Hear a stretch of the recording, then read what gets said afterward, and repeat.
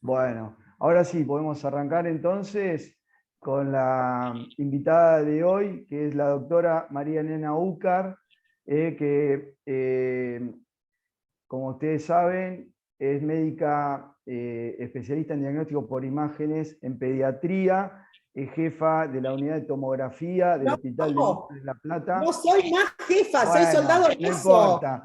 Es, Estoy en es, la trinchera, es- es lo que más me gusta. Bueno, bueno, es especialista en tomografía, especialista, le gusta mucho la parte de tórax. De hecho, la Sociedad Argentina de la Radiología Pediátrica, la SARP, ahora la convocó para el capítulo de tórax, para que se encargue de la parte del capítulo de tórax. Así que bueno, tenemos la suerte de tenerla a ella hoy, que va a hablar de complicaciones pulmonares en niños con trasplante de células hematopoyéticas. Recordemos que el espacio este, que hablábamos siempre de la intercomunicación, de conocernos, estar reunidos con todas las residencias, que no vamos a tratar temas centrales, que lo van a ver todo en sus residencias, pero sí con estos temas más específicos vamos a poder sacar charlas diferentes, así que aprovechen a la doctora Úcar a preguntarle cosas de tomografía y de tórax. Bueno, hasta ahí mi parte. Así que directamente, si querés, Pepa, comenzar, dale ¿Me nomás. habilitás? ¿Me habilitás para Ahí está compartir habilitada, ahí pantalla? está habilitada. Sí,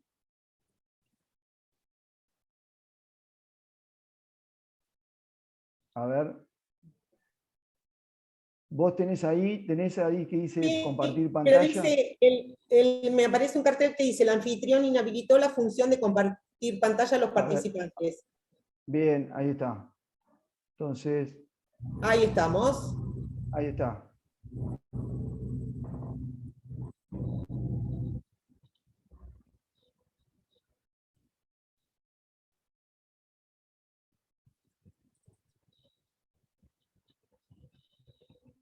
¿Están viendo la pantalla ahí? Sí, estamos viendo el fondo de pantalla tuyo y ahí se está abriendo el PowerPoint. Sí, Bárbaro. sí, Bueno, ahí es un está. gran placer que me hayan invitado. Es un gusto compartir esta actividad con ustedes. La verdad que las complicaciones pulmonares en los pacientes que reciben un trasplante de células hematopoyéticas constituyen un gran desafío diagnóstico. En lo personal es uno de mis temas favoritos, junto a las enfermedades intersticiales. Así que es un tema arduo, espero que no se aburran mucho y no se duerman. El Zoom los va a salvar si se duermen. ¿eh? El trasplante de células hematopoyéticas comenzó más o menos en la década de fines de los 50, comienzo de los 60. En realidad el doctor Thomas en Estados Unidos comenzó a ver la forma de poder ayudar a los pacientes que habían recibido radiación nuclear con la Segunda Guerra Mundial y hizo los primeros intentos utilizando radiación corporal total. El primer reporte fue en el año 57, en el New England Journal of Medicine, con 6 pacientes que lamentablemente ellos fallecieron dentro de los primeros 100 días post-trasplante. Y en el año 1963 se logró el primer trasplante exitoso con sangre de un hermano, un gemelo idéntico. Entonces, fue una paciente de 9 años que aún todavía hoy está viva, y es muy emocionante escuchar sus relatos. Es emocionante cómo ha logrado sobrevivir a semejante procedimiento tan riesgoso en aquellos años. En la actualidad, con el desarrollo de las técnicas de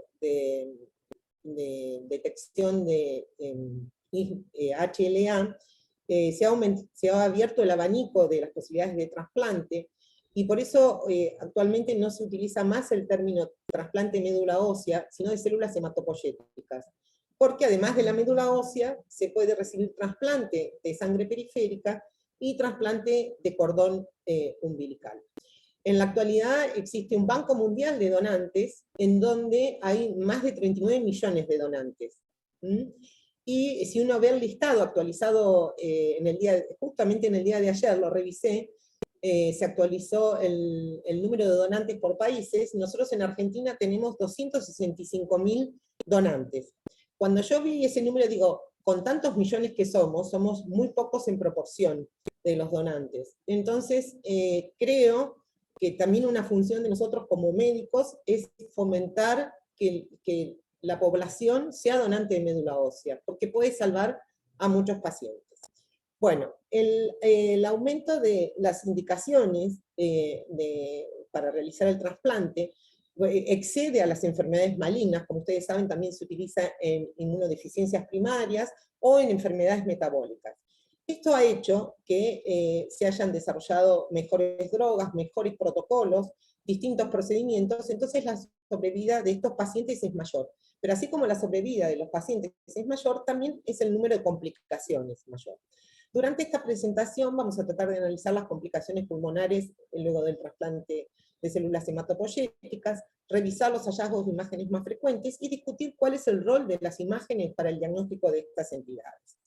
Cuando se va a realizar un trasplante de células hematopoyéticas, debe ablacionarse el sistema inmunológico, recibiendo un acondicionamiento pre-trasplante. Dependiendo del trasplante que el paciente vaya a recibir, va a ser el tipo de acondicionamiento. Algunos pacientes reciben solamente quimioterapia y otros radioterapia, o sea, irradiación corporal total más quimioterapia. Los pacientes que reciben radiación corporal total y quimioterapia tienen un grado de inmunosupresión mucho más grande. Estos van a ser los pacientes que reciben un donante halogénico no relacionado. Los que reciben un trasplante autólogo, es decir, de sus propias células, no reciben radiación, solo quimioterapia y tienen menos complicaciones. Se realiza la ablación previa al trasplante. El paciente queda sin inmunidad. Se realiza previo al trasplante. Se realiza el trasplante, luego del trasplante existe una secuencia ya conocida de la respuesta inmunológica. Los primeros 30 días el paciente va a tener una neutropenia severísima. Luego del día 30 comienzan a aumentar los neutrófilos y comienzan lentamente a aumentar el número de linfocitos T y B. Pero aumenta el número, pero la función de los linfocitos aún no es óptima. Esa inmunosupresión persiste durante un año. Incluso durante el primer año post-trasplante también existen disminución de la inmunidad a nivel del epitelio respiratorio. Por lo tanto, las complicaciones son muy frecuentes. Así como existen complicaciones pulmonares, también existen complicaciones de abdomen, digestivo, hepáticas, y es una secuencia conocida y predecible. Por lo tanto, nosotros debemos saberlo. Yo recomiendo este paper, que si bien tiene sus años, pero es sumamente gráfico. Las complicaciones pulmonares se pueden dividir en infecciosas y no infecciosas. A lo largo de las décadas ha habido una disminución de estas complicaciones. Hace 20 años atrás el porcentaje era entre el 60 y el 80%, con altísima mortalidad. En el año 2021, las complicaciones en pacientes pediátricos es entre el 25 y el 40%. Si bien ha disminuido, pero persisten con alta mortalidad. Debido a la profilaxis que se realiza con medicación con antibióticos, hay una disminución de la frecuencia de las complicaciones infecciosas, pero hay un aumento de las no infecciosas por la mayor sobrevida de estos pacientes. Y también existe una gran diferencia entre el trasplante autólogo y el halogénico. El trasplante halogénico, como el grado de inmunosupresión de estos pacientes es mayor, tienen mayor riesgo de infecciones y mayor riesgo de la enfermedad injerto contra huésped, que es exclusiva de pacientes con trasplante halogénico.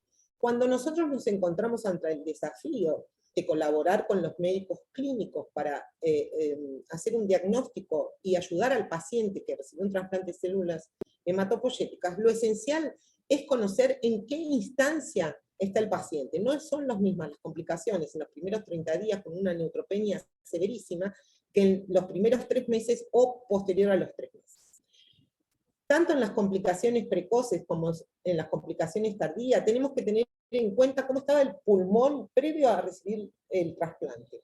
No es lo mismo un pulmón sano que un pulmón que haya tenido un antecedente de una infección previa, o que haya tenido una radiación o una reacción a las drogas que lo acondicionaron. Por eso, pre-trasplante se realiza una tomografía de tórax para tenerlo como línea de base para controles posteriores. También tener en cuenta que las drogas y la radioterapia pueden causar lesión endotelial y del epitelio respiratorio, que esto favorecen las complicaciones post-trasplante. También saber que existen reacciones de inflamación o predominantemente fibrosis, tanto en la vía aérea como el parénquima, y que los trasplantes alogénicos son más propensas a las complicaciones pulmonares. Las infecciones son entre el 20 y el 30%. Generalmente son en la etapa temprana, en los primeros 30 días, con la neutropenia severa, y es más común en los pacientes alogénicos la infección por micosis y la infección viral. Debido a la antibiótico-terapia, ha habido una disminución de los gérmenes gram negativos en la primera etapa, pero un aumento del estáfilo meticilina resistente. El gran desafío son las micosis, que ocurren hasta el 50% de los pacientes, son de difícil diagnóstico y tienen altísima mortalidad. Y en estos pacientes pueden tener una radiografía de tórax normal hasta en el 15% de los pacientes. En algunas publicaciones dicen hasta el 25 o 30%. Aquí vemos un cuadro donde resumimos los diferentes agentes etiológicos, con su incidencia, las infecciones bacterianas en todos los periodos. Sin embargo, la viral luego de las 3 semanas y se prolonga a lo largo del tiempo, y las micóticas son más frecuentes, pre-engraftment y tardío. En las infecciones bacterianas es por igual la incidencia en los dos tipos de trasplante, mientras que en virológicos y micóticos, como dije antes, es más frecuente en los halogénicos. Tenemos que tener en cuenta, si bien ha habido una disminución de los gram negativos y un aumento de meticilina resistente, estafilometicilina resistente, lo que en mi consideración es preocupante actualmente el aumento de casos de tuberculosis. Post pandemia, al menos en el Hospital de Niños de La Plata, estamos viendo muchos pacientes con tuberculosis, casos muy complejos, tuberculosis diseminada, ¿sí? Lamentablemente. En cuanto a las enfermedades virales, con la profilaxis del citomegalovirus ha habido una disminución, pero si se enferman tienen una alta mortalidad, igual que el adenovirus. Y las micosis, siendo la aspergilosis lo más frecuente. La candidiasis también ha disminuido con la profilaxis. Y la mucormicosis tiene altísima mortalidad, por eso también es importante para pensar en el diagnóstico. El diagnóstico se basa en un triplo basado en las imágenes, los test de laboratorio y el lavado bronquialveolar. El lavado bronquialveolar tiene alto rendimiento con probabilidad de ser diagnóstico si se realiza en las primeras 24 horas antes de instaurar el tratamiento. Ahí da un rédito del 75% de los casos con el diagnóstico, luego disminuye al 50%. En cuanto a las infecciones bacterianas y virales, las imágenes son inespecíficas, igual que en los pacientes inmunocompetentes, y puede haber superposición de patrones en tomografía. Lo clásico se describen, son imágenes de vidrio esmerilado, que pueden ser bastante tenues, como lo ven aquí. Cuando tenemos esa dificultad que es general y difuso, tenemos que buscar el signo del bronquio negro, que se ve claramente, porque digamos el pulmón aireado normal debería tener la misma densidad que tiene el bronquio. A veces presenta aspecto de parche, más delimitado, otras veces vemos en las infecciones bacterianas o micóticas imágenes pseudonodulares, nódulos centrilobulares mal definidos que van aumentando de tamaño y van coalesciendo, formando áreas de consolidación, áreas de vidrio esmerilado, y la clásica imagen de consolidación con aumento de atenuación parenquimatosa, borramiento de los vasos subyacentes y el broncograma aéreo. Digamos, tradicionalmente esto es más característico de las infecciones virales y esto de las bacterianas, pero como ustedes saben, puede existir una gran superposición y las imágenes no son específicas. La importancia de la tomografía en este caso es el valor predictivo negativo, es decir, un paciente trasplantado con una neutropenia severa febril prolongada de 4 o 5 días, si nosotros realizamos una tomografía de tórax y no vemos ninguna imagen es normal, eso indica que hay que buscar otro foco infeccioso. Es el valor predictivo negativo. Nos sirve, en este caso, para diferenciar entre neumonía bacteriana o viral. En cuanto a la micosis, que es el gran problema en estos pacientes, con casos de diseminación micótica severa, con alta mortalidad, la forma angioinvasiva es el 75% de los pacientes. La imagen clásica del nódulo con signo de halo, donde nosotros vemos la parte central del nódulo, que puede ser más pequeñita o más grande, a veces incluso masas, la parte central corresponde a la invasión de las hifas y el infarto, con el halo de vidrio esmerilado siendo la hemorragia. Este signo tiene una alta especificidad, pero baja sensibilidad. ¿Qué significa esto? Que si nosotros no encontramos este signo, no podemos excluir una micosis angioinvasiva. Por eso, también hay que considerar los nódulos sin signo de halo. Existe un consorcio internacional de micosis en enfermedades oncohematológicas, y a los criterios clásicos para pediatría del año 2008, donde los signos eran nódulo con signo de halo, cavidad y el signo del aire creciente, se sumaron en el año 2020 el nódulo sin halo y la consolidación. Por lo tanto, hay que tener una alta sospecha y sugerirlo como una micosis angioinvasiva. Cuando hablamos de consolidaciones, tenemos que tener especial atención en estas imágenes subpleurales, generalmente triangulares, aumento de atenuación parenquimatosa, pero sin broncograma aéreo, que estas son zonas de infarto, ¿sí? Entonces, tenerlo en cuenta que está dentro de los diagnósticos que sugieren micosis angioinvasiva. En este paciente además se ve líquido pleural y nódulos contienen signo de halo, que también lo indica. El nódulo cavitado y el signo del aire creciente, cuando comienza a retraerse la zona infartada y penetra aire, comienza el signo del aire creciente.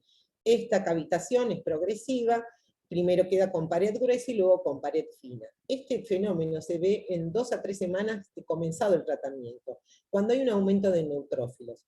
Cuando los neutrófilos aumentan más de 1500, comienza este proceso de retracción y cavitación. Esto ya fue reportado por Caillot en la década de los 90. Es decir, que cuando nosotros vemos este signo, ya es un signo tardío, y no tiene valor pronóstico en estos pacientes.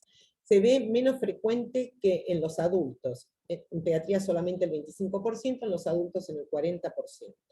Y es más frecuente en la aspergilosis que con respecto a la candidiasis y la mucormicosis. La cavidad tiene pared fina al final del tratamiento. ¿Cuándo debemos sospechar que existe una resistencia o una nueva infección micótica sobreagregada? Porque muchas veces, si uno hace una tomografía de control los primeros días, ve un aumento del tamaño de los nódulos o un aumento del número de los nódulos con signo de halo. Esto dentro de los primeros días no se debe tomar como una resistencia o una nueva infección, digamos.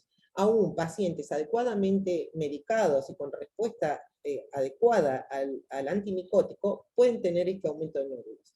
Pasadas 2 a 3 semanas del tratamiento, si hay aumento del número de los nódulos, ausencia del signo del aire creciente o un engrosamiento de paredes de cavidades que ya se estaban formando, ahí sí debemos pensarlo.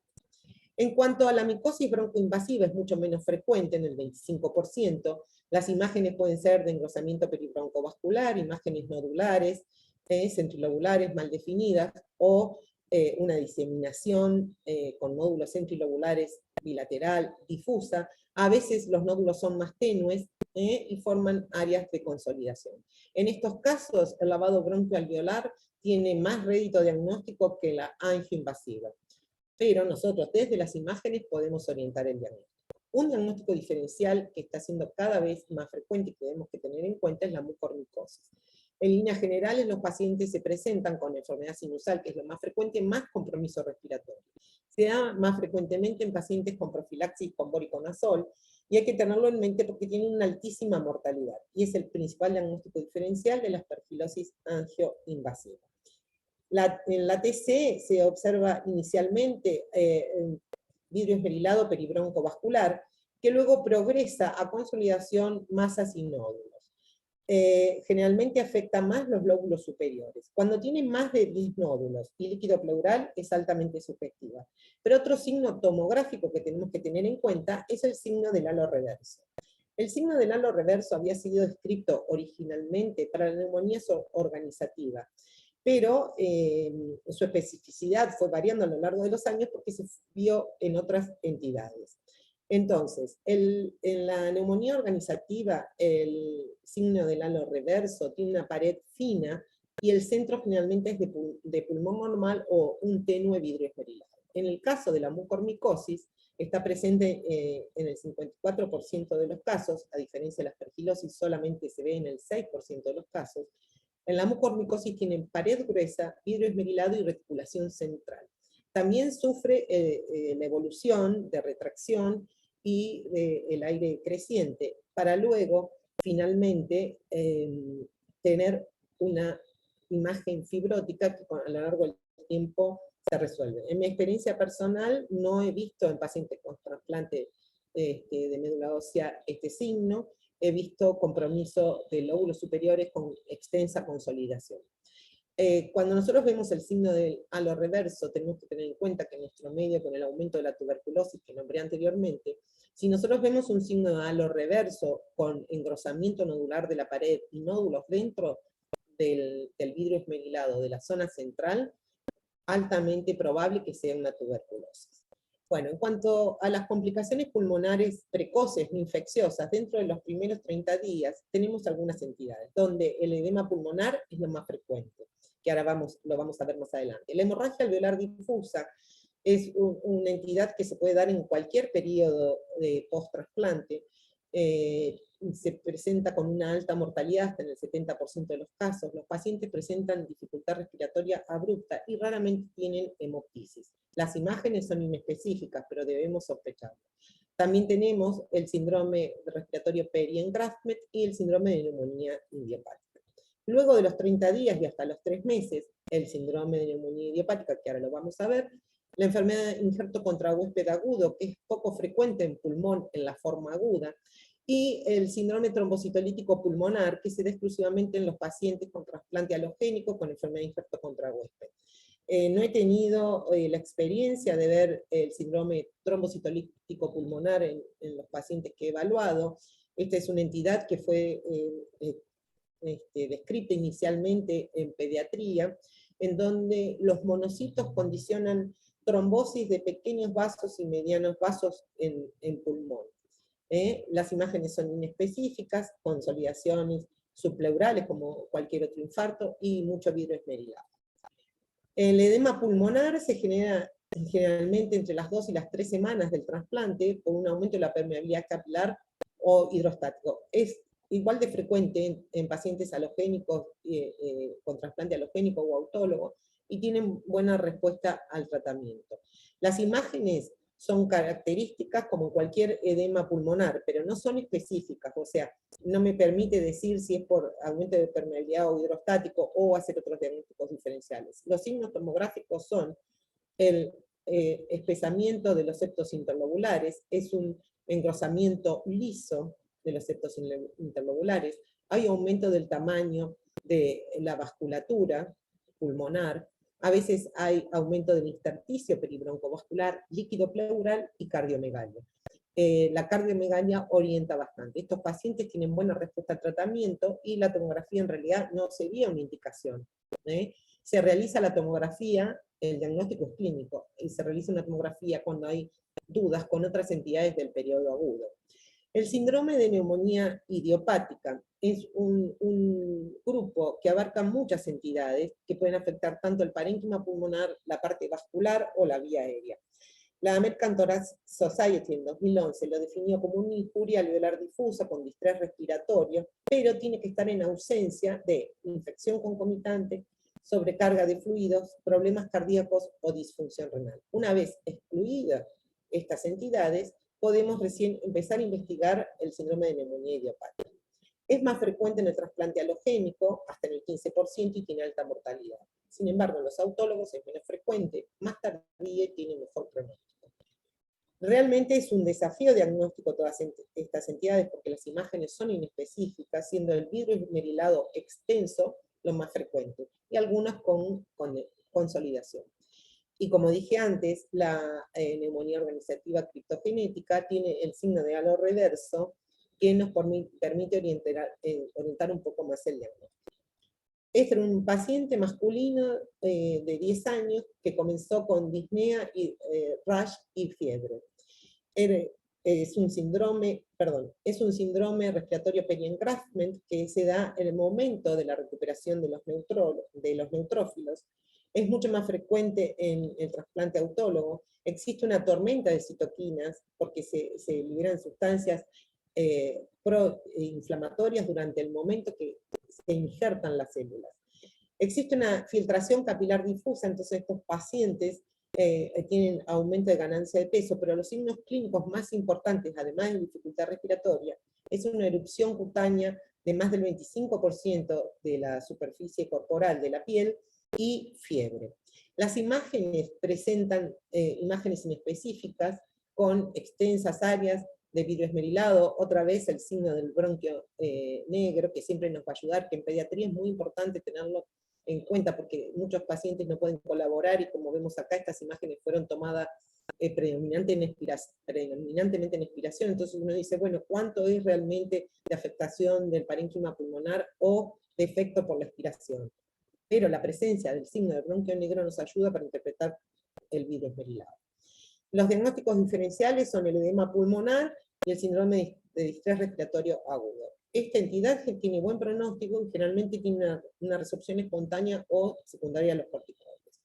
A diferencia de la enfermedad de injerto contra huésped, que es un cuadro muy grave, muy severo, que sería hasta en el 70% de los trasplantes alogénicos, aquí las células T del donante responden a los antígenos HLA del tejido del huésped.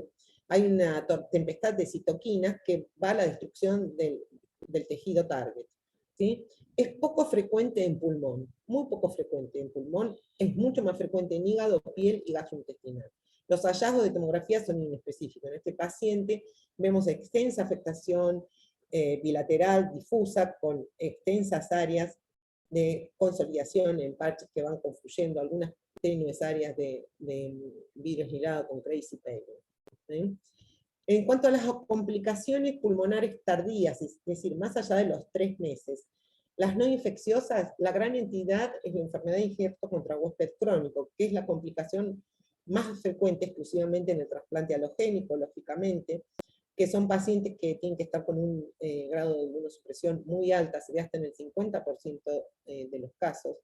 Los linfocitos T del donante actúan contra los tejidos del receptor. Son complicaciones muy severas. Tradicionalmente se describía la neumonía organizativa y la bronquiolitis obliterante. La neumonía organizativa es más temprana y tiene mejor pronóstica, revierte con el tratamiento, a diferencia de la bronquiolitis obliterante, que es más tardía, incluso hasta 10 años después del trasplante de células hematopoyéticas, y tiene escasa respuesta al tratamiento, generalmente con dificultad respiratoria progresiva. En el año 2012 se incorporó la neumonía intersticial no clasificable, que es una entidad rara. El paciente empieza con tos, disnea, y la característica que tiene es que tiene pruebas funcionales restrictivas respiratorias. En estos pacientes tienen fibrosis con progresión de la enfermedad, que terminan en bronquiectasias por tracción, aspecto reticular y panal de abejas. Yo no he visto ninguno en mi práctica. Otras entidades de las complicaciones tardías no infecciosas está la fibroelastosis pleuroparenquimatosa, el síndrome de pérdida de aire, el síndrome linfoproliferativo post-trasplante y la enfermedad veno-oclusivo pulmonar. La enfermedad veno-oclusiva pulmonar es una entidad importante, a veces subestimada o no tenida en mente, pero la tenemos que considerar porque condiciona hipertensión pulmonar severa. En cuanto a la bronquiolitis obliterante, todos ustedes conocen que es una enfermedad progresiva, en estos casos puede ser un episodio agudo que revierte su sintomatología por un tiempo y después progresa cada vez más. Por eso tradicionalmente se consideraba la clínica más las pruebas funcionales respiratorias, cuando hay una disminución mayor o igual al 10% en los 2 años.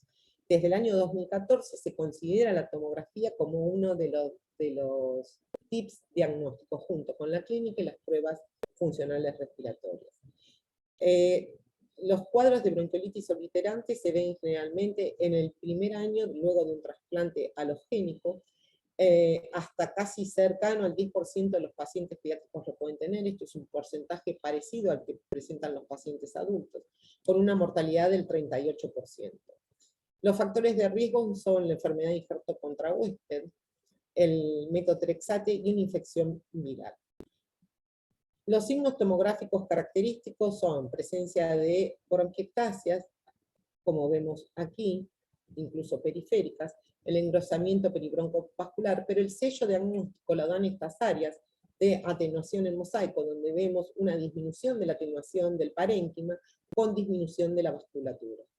Y atrapamiento aéreo en expiración. La tomografía tiene una alta sensibilidad y especificidad y evita realizar la biopsia en estos pacientes. Además, como esta es una patología de distribución no homogénea, la biopsia podría dar falsos negativos, y además estos pacientes finalmente son de mucho riesgo para realizar biopsias pulmonares. Entonces, el atrapamiento aéreo, aunque sea el único signo tomográfico, debemos considerarlo, porque puede estar presente incluso en pacientes con pruebas funcionales respiratorias normales. Y puede ser el primer signo de enfermedad de injerto contra huésped crónico. La fibrolastosis pleuroparenquimatosa se puede desarrollar hasta 16 años después del trasplante, con una media de 9 años, donde se ve un engrosamiento fibrótico de pleura y fibrolastosis del parénquima subpleural, se ve asociado al síndrome de pérdida de aire. Inicialmente se asoció a la enfermedad contra huésped crónica. En las últimas publicaciones se está poniendo en duda, pero todavía no está claro. Las imágenes características, además, bueno, de bronquiectasias, de áreas de atenuación en mosaico, porque se ve en pacientes con enfermedad de injerto contra huésped crónico, lo característico son los BLEP subpleurales, generalmente, y engrosamiento de la pleura visceral. Hay imágenes por tracción de fibrosis. Lo más frecuente es el comienzo en los lóbulos superiores, pero a medida que progresa la enfermedad, ¿sí?, se extiende a los lóbulos inferiores, siempre pegado a la pleura. Esta es una entidad de lo que yo comentaba hoy al comienzo, cuando no sé si estaban todavía todos presentes, que yo la vi en un paciente hace muchos años en el hospital, y todavía no estaba descrito esta entidad con nombre y apellido. ¿Sí? Entonces, a veces en estos pacientes, como es un grupo de pacientes que tienen más sobrevida, los tratamientos se van modificando, también van apareciendo complicaciones nuevas. Entonces uno tiene que estar abierto a descubrir nuevas patologías. Investigar mucho en la bibliografía de adultos también, porque son pacientes muy, muy complejos. El síndrome de pérdida de aire se da exclusivamente en el trasplante halogénico, es una complicación muy, muy rara, con escaso porcentaje. Por el efecto de Macklin se rompe el alvéolo, discurre por las vainas pleuroparenquimatosas, por las peribroncovasculares, disrumpe el aire en cavidad torácica, en mediastino, raramente en pneumopericardio y también en enfisema subcutáneo. Está asociado a bronquiolitis obliterante y fibrolastosis pleuroparenquimatosa, y los factores de riesgo son enfermedad de injerto contra huésped crónico, sexo masculino y haber recibido tracolina. Este es un paciente de 14 años que comenzó con dolor torácico y falta de aire. Y cuando nosotros realizamos la tomografía, vemos esta gran colección de aire, incluso rodeando aorta y esófago, y tenía enfisema subcutáneo. Esta entidad tiene altísima mortalidad, con mal pronóstico, que el 90% fallecen en el año siguiente al diagnóstico. Lamentablemente este paciente falleció. El síndrome linfoproliferativo post-trasplante es mucho más frecuente en niños que en adultos. En niños llega hasta el 6%, en adultos es mucho menor. Se ve en trasplante halogénico. Generalmente la mayoría en el primer año después del trasplante, y más frecuente en los primeros 4 meses, porque a partir del mes 6 empieza a recuperarse la inmunidad. En los meses previos, como les dije al principio, aumenta el número de neutrófilos y de linfocitos, pero la funcionalidad de los linfocitos se recupera más tardíamente. Está asociado con infección por Epstein-Barr, especialmente en pacientes que pre-trasplante eran negativos serológicamente, hay una proliferación linfoidea normal. Precozmente y más frecuente es de linfocitos B, y más tardío es de linfocitos T. Existe un amplio espectro de proliferación linfoidea. Hiperplasia linfoidea policlonal benigna, y en el otro extremo el linfoma monoclonal, cuando existe un retraso diagnóstico. Es mucho más frecuente que el síndrome linfoproliferativo post-trasplante se presente con hipertrofia amigdalina, aumento de los ganglios del cuello y el tracto gastrointestinal. En el tórax es raro. Cuando se presenta en tórax es más precoz y más agresivo. Y a su vez, dentro del tórax es más frecuente el mediastino, el pulmón y la pleura. Este era un paciente que había recibido el trasplante 6 meses antes. En uno de los controles se ve un aumento, un engrosamiento nodular de la pleura. Las imágenes son inespecíficas. El diagnóstico muchas veces es por biopsia, pero tenemos que tener en cuenta que el síndrome linfoproliferativo es hipercaptante por el hipermetabolismo de la fluorodesoxiglucosa. Entonces el PET-TC puede ser muy bueno. Entonces, para ir terminando, recordar que las complicaciones pulmonares luego del trasplante se ven en el 25 al 40%, si bien ha disminuido esta frecuencia, pero conservan alta morbimortalidad, que las complicaciones dependen del equilibrio entre el grado de inmunosupresión que tiene el paciente cuando comienza con los síntomas respiratorios, el restablecimiento de la inmunidad gradual, saber en qué instancia estamos, qué acondicionamiento pre-trasplante recibió, si esto condicionó enfermedad pulmonar preexistente o no, o si ha tenido alguna infección previa al trasplante. Por lo tanto, lo más importante cuando nosotros debemos interpretar imágenes de pacientes con trasplante de células hematopoyéticas y complicaciones pulmonares, es saber el tiempo desde que recibió el trasplante y el tipo de trasplante que recibió, porque ahí nosotros vamos a poder hacer un listado de diagnósticos diferenciales totalmente distintos. En la neutropenia severa, en los primeros 30 días, el gran desafío es hacer el diagnóstico de infecciones micóticas. Una vez descartado las micosis y las infecciones, y la sobrecarga de líquidos, entre las tempranas está el síndrome de neumonía idiopática, donde hay superposición de entidades, las imágenes son inespecíficas, y es un gran desafío de diagnóstico. La hemorragia alveolar difusa y la toxicidad medicamentosa puede presentarse en cualquier etapa, aunque la hemorragia alveolar difusa tal vez es más importante en la etapa inicial, y puede estar sobreagregada a otras entidades. En las complicaciones tardías va a depender si es halogénico o autólogo. La enfermedad injerto contra huésped, que es la complicación más frecuente en el halogénico, hasta el 50%, tiene alta morbimortalidad. Las imágenes características de TC se ven en bronquiolitis obliterante, el síndrome de pérdida de aire y fibrolastosis pulmonar. En estos pacientes, las imágenes tienen un rol esencial en el diagnóstico, ya que la biopsia es de alto riesgo y muchas veces innecesaria. Bueno, muchísimas gracias por este espacio, muchas gracias por la invitación y espero que no se hayan quedado dormidos. Muy bueno, doctora, la verdad, excelente la charla y la presentación. Muy claro y me encantó, la verdad me encantó. Bueno, me alegro. Para mí es un tema que me parece desafiante, apasionante, pero reconozco que tal vez puede ser un poco arduo y hasta aburrido, porque es un tema poco frecuente.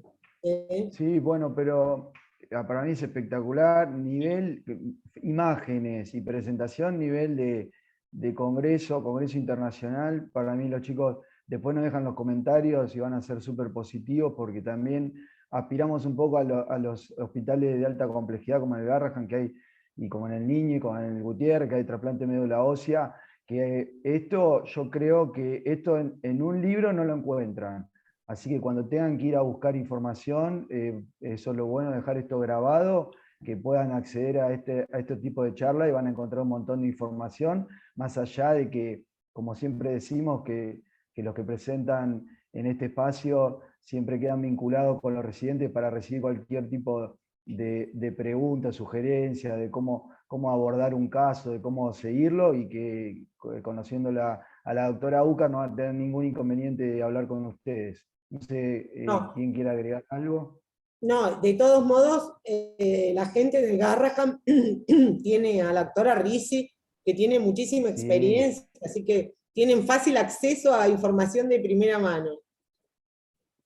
bien. Pepa, te hago Sí, una pregunta respecto al tema que tocaste. Hablaste de cómo diferenciar una TBC o sospechar una TBC en un paciente versus una mucormicosis. sí, Creo que fue una de las primeras slides que mostraste. sí, ¿Puedes repetir el concepto para... sí, sí, sí.